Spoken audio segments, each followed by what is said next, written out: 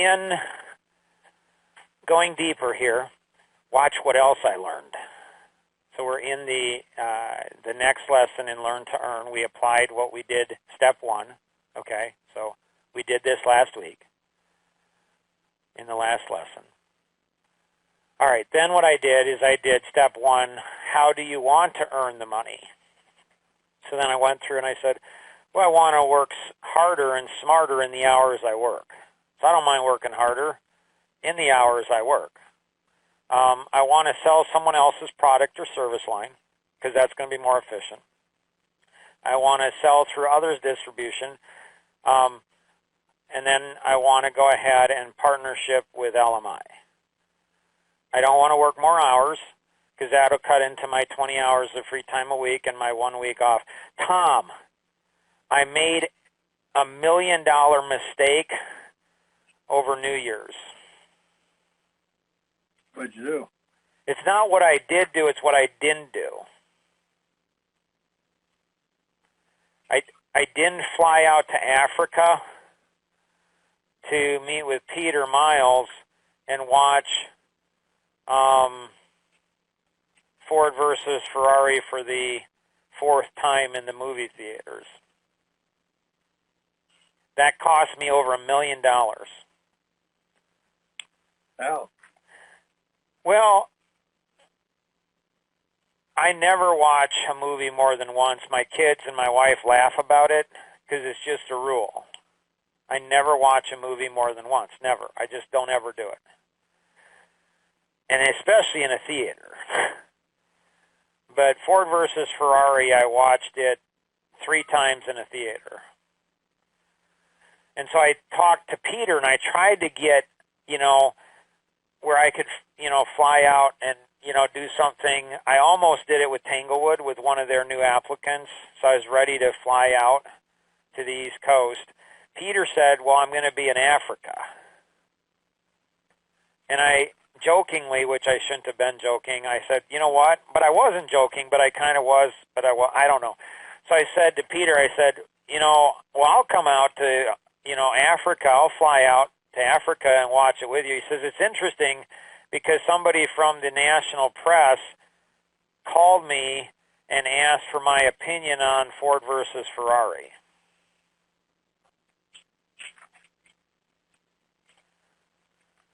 So if I would have spent, I don't know, the $3,000 or whatever it would have cost to fly out to Africa, to watch Ford versus Ferrari, do you think that there's another human being on the planet that went ahead and would fly from America to Africa to watch a movie for the 4th time? Nope. Nope.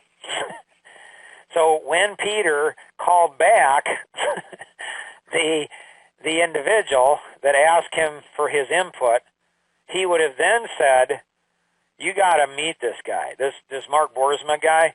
He watched the movie 3 times in the States, and he flew out to Africa, and he watched it a 4th time with me. We went out to, have coffee at a little African coffee shop afterwards. I'm the wrong person to be talking to about this movie. You should interview him. The things he saw in this movie, and he never watches a movie twice. Like, he's never done this ever before in his life, and he flew from Chicago to Africa just to watch the movie. Unfortunately, that didn't hit me till today. Questions? Did you actually fly out there? I didn't. That's the mistake I made. See, if I would have flown out there... Let me ask you this question. Yeah. Is seeing the 4th time give you any more insight than what you had the first 3 times? See, this is what's interesting. So Rosanna, when I watched it a 2nd time, she was stunned. All the kids, they're like, what? So Rosanna and I watched it first on a date night. I'm like, oh my gracious. And then what we did is over Christmas, we went ahead and took all of the kids and the grandkids, well, not all of them that were here and could go, and the grandkids. So I had my 2 grandsons there, 7 and 5-year-old, and we watched it together, and then we went out to eat afterwards. So that's the second time I watched it. Then I went ahead and watched it again with Paul Weiner. And Rosanna, at the second time when I watched it, Rosanna said, "Did you see anything different the second time than you did the first time?"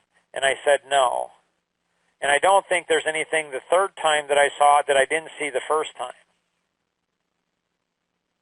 So then you're still qualified to be interviewed. Oh.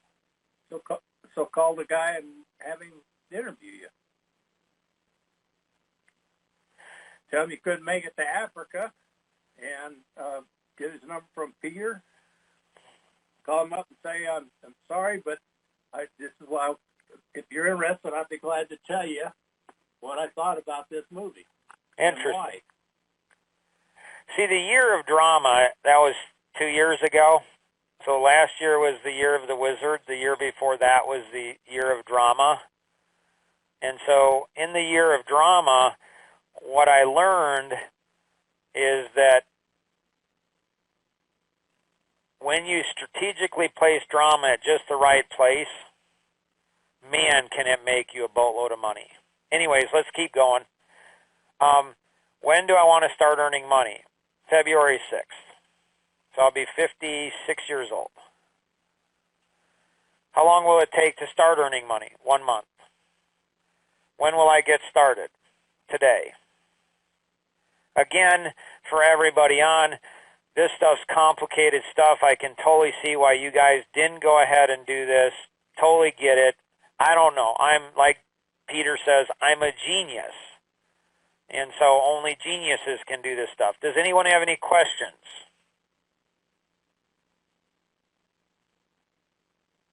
No. Tom, Pretty straightforward. what's that? It's pretty straightforward. So, Tom, I asked you a while back, I don't know if you remember when I asked you how you keep up with all my emails. Do you remember when I asked you that? Or how you handle them? Yeah. I don't remember what I said. So you told me, you said, you laughed and you said, well, Mark, I first look and see if it's to me or if I'm CC'd on it, or BCC'd on it. If it's to me, then I read it. If I'm CC'd on it, then I just glance through it. You do a good job, Mark, on highlighting my name. So it's almost always, if it's something for me, so I glance through and I just look for my name. If I see my name in large bold point, then I read what it is, and then I might read above it, might below it, but I read what you wrote to me. If not, depending on my time, sometimes I read it, sometimes I don't, sometimes I glance through it. That's what it is. Do you know almost nobody on the planet knows how to do that, Tom?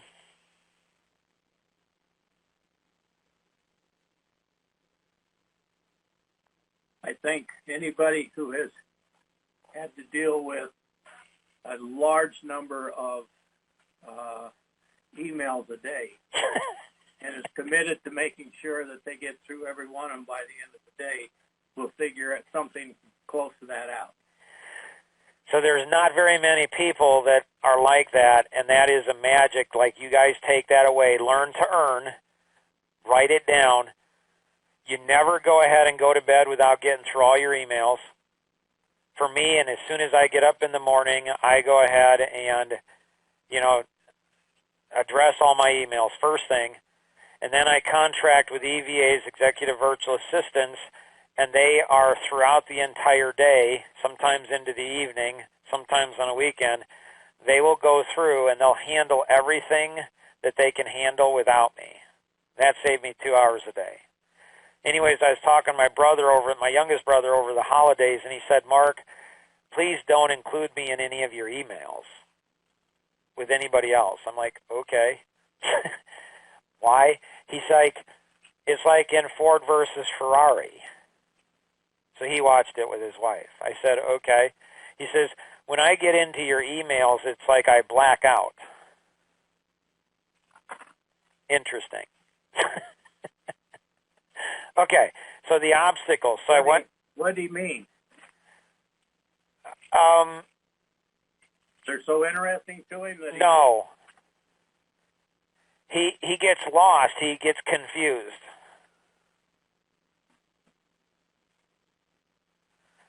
I've never seen anybody that writes emails like me. No, nor have I.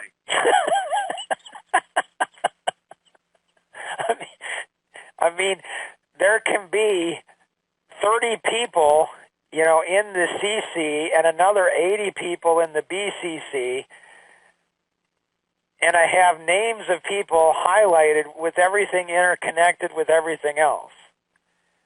So it's like, I think you should do a class on what CC means and BCC means. You're right.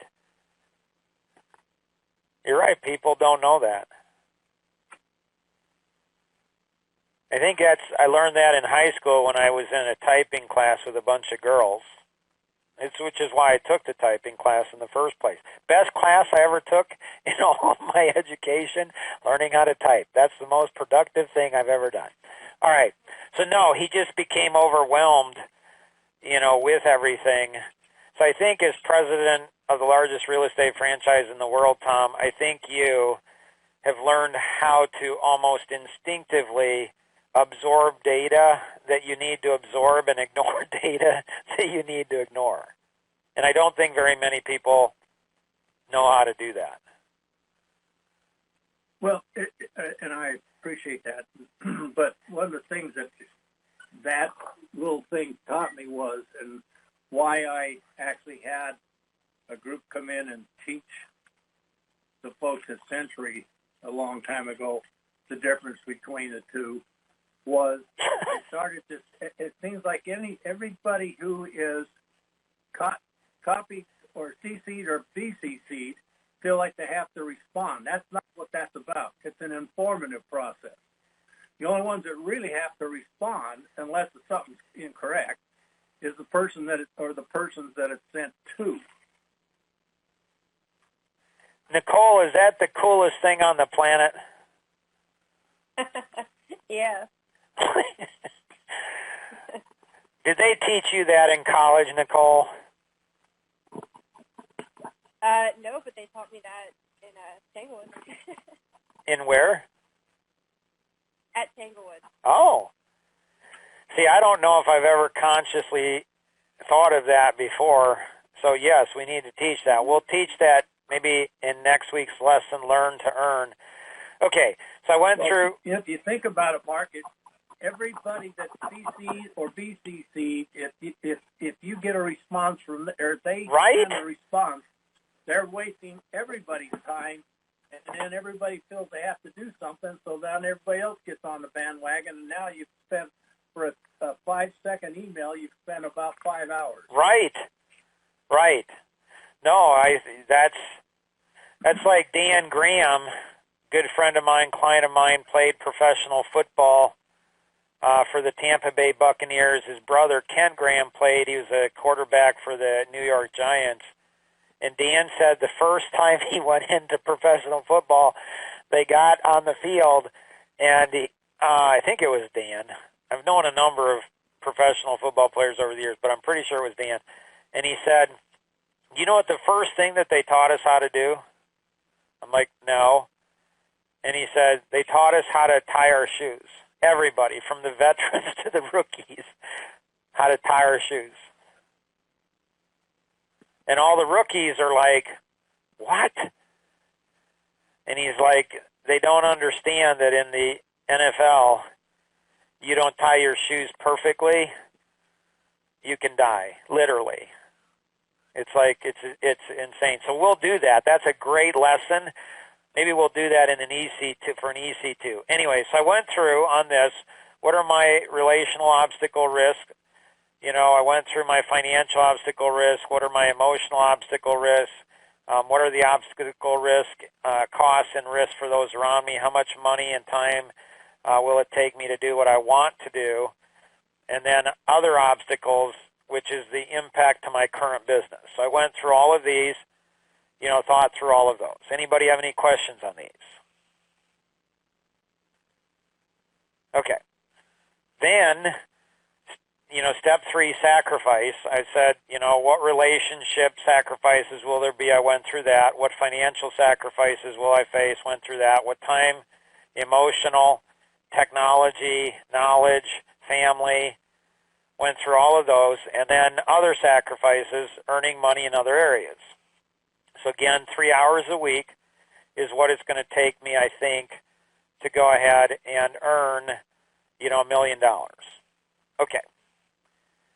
Then, so went through, so I did want, did number 2, obstacles, did number 3, sacrifice, and I went through decision and said, will I make a decision, overcome the obstacles, and make the sacrifices to achieve my want? Note, so I said yes. Like yes. Not a little yes, big yes, boom. Yeah, absolutely. Note, even if you pause a bit, you may want to reconsider a bit. Chances are that you'll face far more obstacles and far more sacrifice than you listed. 0 pause, like I had no pause. Like it wasn't, like what, duh? Like I've already spent 30 years being prepared to do this. I've made so many sacrifices. Sacrifices I'm making now, I mean, let me tell you, sacrifices is when you have 7 kids and, if you don't pull it off, you lose your house. Some of the stories I could tell you about that. Well, I will tell you a story. My wife and kids hate when I tell this story, but this is an awesome story. So, we went ahead and we're in a little 3-bedroom ranch when we had 5 kids, and we stayed in there 3 years longer than we had to financially because the company I owned needed that money. Very different than a lot of spouses, a lot of family. My wife never complained about it. I mean, she just, yep, no, I understand. Company needed the money. Kids never complained about it. Just, it was great. Then we made the jump into a really big home, big lot. I mean, it was unbelievable. What's kind of funny about that is, like, I don't know, 2-3 weeks after we moved into the big house where all the kids had their own rooms, they all wanted to sleep in the living room together. It's like, what? We got this big home. Anyways, and then, everything went well for about 3 years it was. And then we just got crushed. I mean, just decimated. I think it was 9/11 that did it. I think that was it. I mean, I was just destroyed. I mean, we just got, and I tried to work our way out of it, couldn't do it. Finally, I went back to the family, and I said, had a meeting, 7 kids, my wife, didn't prepare my wife for it, just said, hey, we have to have a family meeting. And I said, hey, guys, and most of you know, maybe not. If you don't know, my dad was a pastor, so I grew up as a pastor's kid, missionary's kid my whole life. And so I said to the family, I said, listen, guys, business is getting killed. We have 3 options. So the older ones were then moving into teenage years. They were working for the company, doing work for the company. But I said, option 1 is you guys could kick in more, for the company, do more little end stuff like data entry and other stuff, and then that would give Dad time to do more things. So that's one option. Option 2 is to sell the house. We don't need this big of a house, and downsize and move into a smaller house. Or option 3 is Dad work more hours. And I was working maybe 50 hours. In the past, I'd worked up to 110 hours. 80 hours was nothing for me. So option 3 is Dad bumps it up to 80, 90, 100 hours a week. So, Tom, any ideas when I gave them that option, which one they chose? You went to work. Well, my family's a little more sneaky than that, Tom. They said sell the house. Oh. Right? They said that was an option. Yeah, they said sell the house. And, my dad, a pastor, being in church, Christian churches, preachers get up and say, hey, to dads, your wife and kids, they don't want that big house. They don't want that nice car. They want you. So I'm like, well, this is a good test. Do they want me or do they want the big house? I mean, it's not way flamboyant, but it's more than what we needed. And so I'm like, they said sell the house. My wife said sell the house. The kids said sell the house. Everybody's like, sell the house. And I'm like, wow, like this is really cool. And then I got the sneaking suspicion that I was being gamed, Tom. Have you ever been gamed by your wife or your kids, Tom, and now grandkids? All the time. All the time.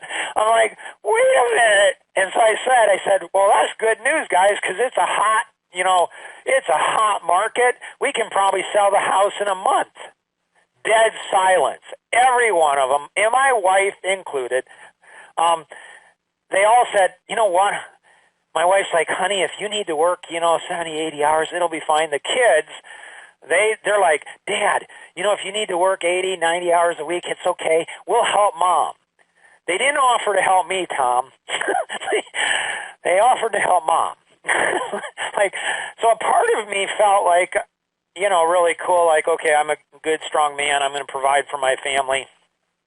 A part of me felt like a piece of meat. I'm like, really?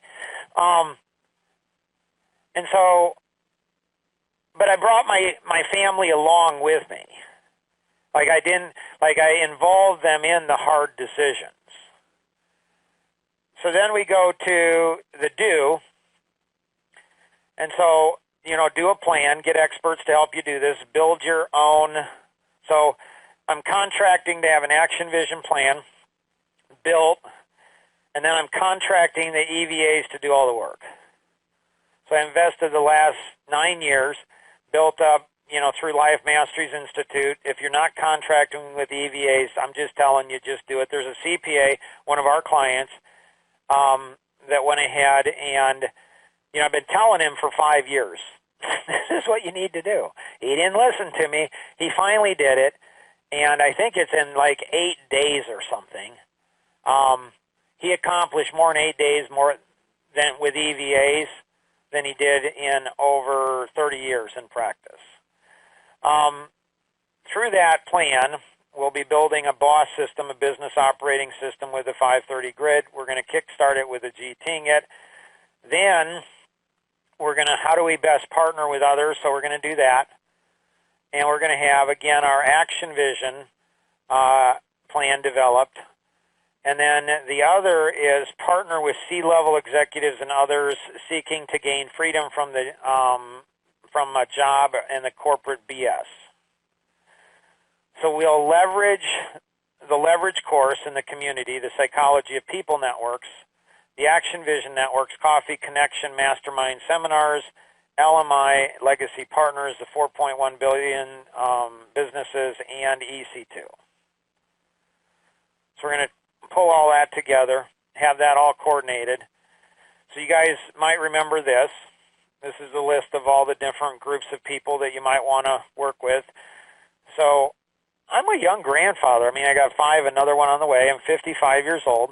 But I'm starting to, like Tom would say, get on the back 9 here.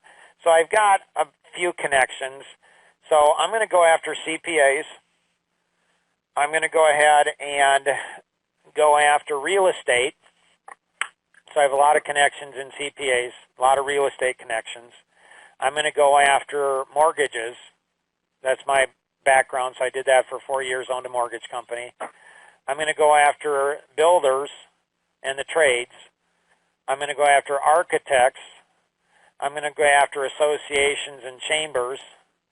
I'm going to go after organizations, community-based organizations. I'm going to go after automotive. I'm going to go after women, the group of women. So these are all the groups that I'm going after. Your first question might be what? How are you going to do all that? Okay, that was the second question. The first question might be, how come your goal's so low, Mark? Well, because I'm interested in making $1 million off of psychology of people and leverage, but I want to raise $6.5 million for a bunch of great causes. So this is the year of caring, and so I'm going to do that. So then Rosanna's question is, how are you going to do all that? And it's very intentional. So which group am I going to go after first? I'm going to go after CPAs first. Why? Because they have a massive amount of B2B connections and relationships. And so they have a massive amount of B2B relationships, and they have money to invest, and they have tremendous need. So they have money to invest. They have tremendous need. I know that market inside and out, have served that market, have a lot of networks and connections into that market. They can invest into it, and they're looking for new revenue streams so they can go ahead and introduce me to a whole bunch of businesses. So it's not unusual that a CPA can introduce me to over 250 business owners. Matthew, any questions on this? It is very interesting that you mentioned all that, because I was looking and thinking about it, and I was like, exactly. There's a lot of connections there, and a lot of accountants are always looking for new revenue streams, because as you always said, if you ask an accountant, do they want to grow their practice, and they'll say no, because they don't have the time. But with passive income, just referring out, it's not taking up their time. So that's a way that you can build in additional revenue streams for both you and to them.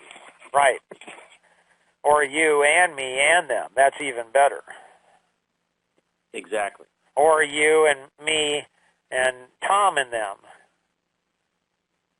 Because all the realtors, they're going to have an accountant, and so are they getting, like, one of the biggest frustrations of real estate professionals is they refer all this business to everybody, and they don't have very many people referring to them. And so the psychology of people can help them to do that. All right, we're going to take a short pause to go into the deeper Q&A. So here's our short media pause. Here we go.